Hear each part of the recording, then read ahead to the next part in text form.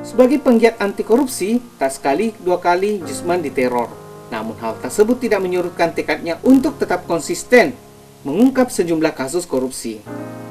Bentuk teror yang kerap mendera Jusman berupa telepon gelap, pesan singkat, ataupun pesan-pesan melalui media sosial. Ia bahkan mengaku pernah dilempar potongan kepala kerbau oleh orang tak dikenal.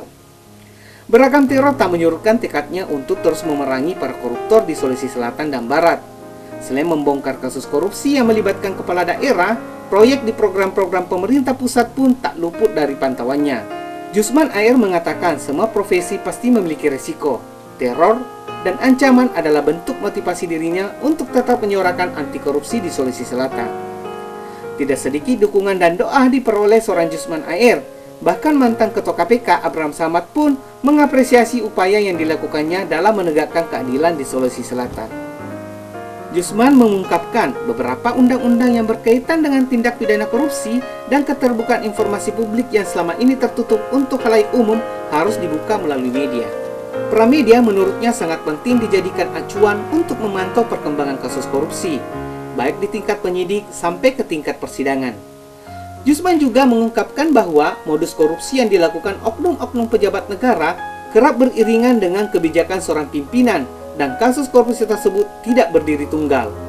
Saat ini, Jusman bersama sejumlah penggiat anti korupsi lainnya tengah membangun sebuah lembaga forum komunikasi lintas NGO se-Sulawesi. Lembaga tersebut jelasnya dibentuk atas dasar kesadaran para aktivis akan upaya-upaya pelemahan pengungkapan kasus korupsi di tanah air, baik dalam bentuk suap maupun semisal dengan diberi tanggung jawab memegang sebuah jabatan. Jusman menuturkan peran aktif masyarakat sangat dibutuhkan guna memberikan edukasi serta pemahaman langkah antisipasi terhadap adanya praktik korupsi sejak dini. Ya, saya kira berkaitan suka duka dalam pergerakan anti korupsi tentu semua profesi ada suka dan dukanya.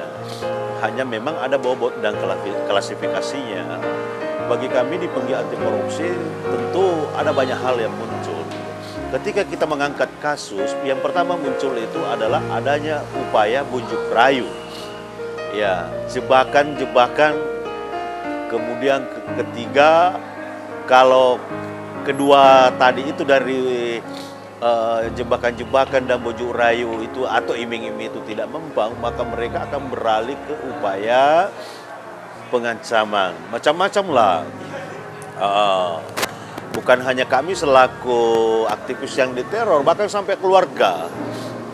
Kami dan bersama teman-teman penggiat anti korupsi, khususnya di Sulsel ini ya sudah sering kali merasakannya itu. Bahkan saya termasuk salah satu penggiat anti korupsi, di mana saat itu saya juga selaku mahasiswa, ya bahkan selaku ketua forum mahasiswa pasca sarjana, tidak henti-hentinya saya mendapat gangguan dalam bentuk kelulusan mata kuliah saya, bahkan sampai kemudian motor saya juga hilang. Dan menurut saya waktu hilangnya kendaraan kami itu bukan murni karena pencurian, karena berselang setelah hebohnya kecurangan itu tiba-tiba muncul telepon. Dalam teleponnya itu dia menyampaikan, bagaimana Pak Jusman, masih mau?